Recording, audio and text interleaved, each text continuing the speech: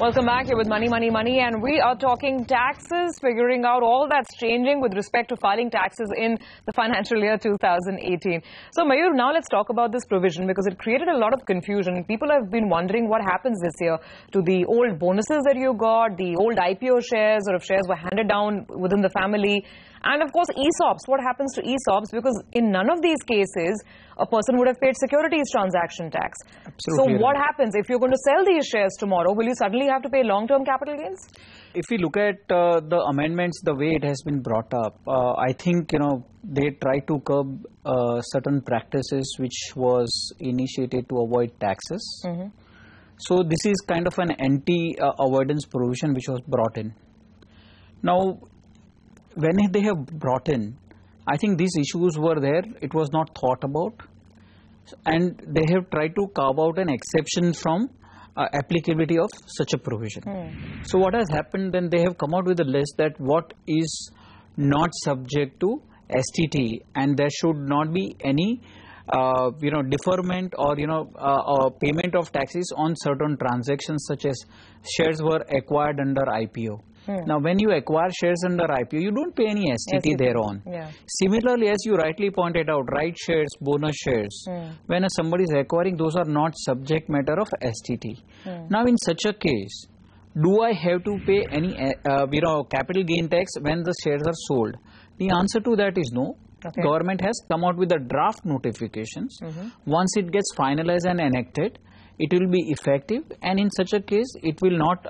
No taxes will be levied if shares were acquired under IPO or bonus shares are issued or they have acquired under right issue.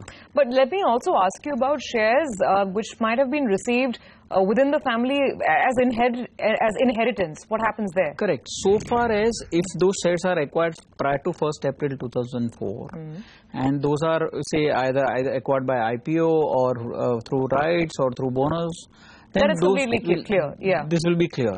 And the reason why I must point out we are talking 2004 as the cutoff line is because that is when the securities transaction tax regime came into play. So therefore, 1st April 2004.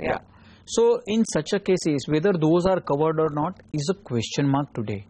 Because this circular is a draft circular, they may cover it in the final circular. So if you've acquired shares, let's say from your father or your mother or an uncle or aunt within the family, after the onset of the STT regime, you've not obviously paid STT because it was not sort of a market buy or sell purchase. Correct. Then there could be a case that you might fall under the ambit of the new law. So far as if it is under certain arrangements. So if it has been received by inheritance and the shares were acquired by the original acquirer through IPO, right issue, bonus issue, I don't think there is a problem there. But if certain shares are acquired under family arrangement and there is some consideration going back and forth, this could be construed as an off-market transaction and it may have to be examined on a case-specific basis. And this could create a challenge for one. So inherited shares, there's a bit of a grey area there and there's a red flag.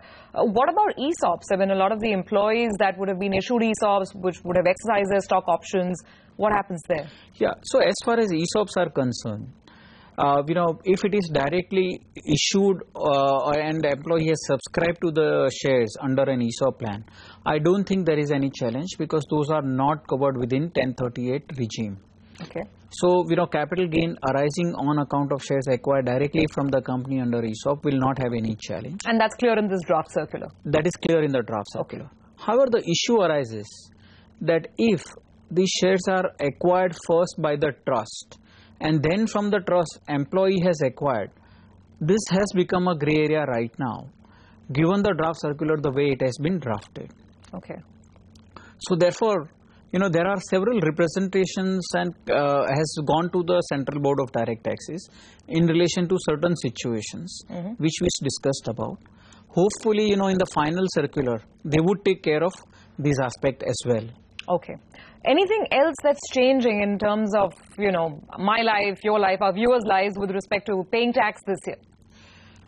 So more or less, no, it really doesn't change, except, there is one more provision which has been introduced, that if a person is contributing to National Pension Scheme and for an interim reason he has to withdraw for specified reason, then whether those withdrawals are subject to tax or not. So the thing is the contribution made and 25% is allowed to be withdrawn for specified reason, then such withdrawal will not be subject to tax at all.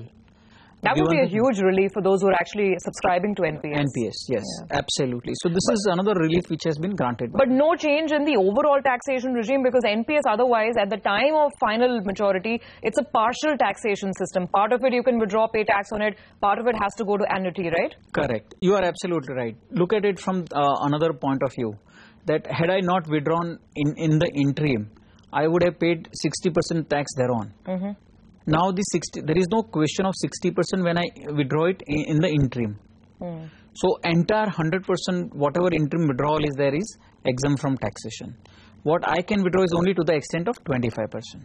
And that too for specified purposes. For the specified. So you can't do any tax stripping there and try and withdraw in advance and try and sort of get around the tax provisions. You are absolutely right. But it is just a relief for the person who needs money for a specified reason. And they are not being penalized for early withdrawal then. Okay, now we've discussed a lot that's perhaps set to change in the current financial year, but there is tax filing to be done for the previous year, and that has to be done this year itself. Big changes, the form itself is changing. We'll discuss all that and more on the other side of the break.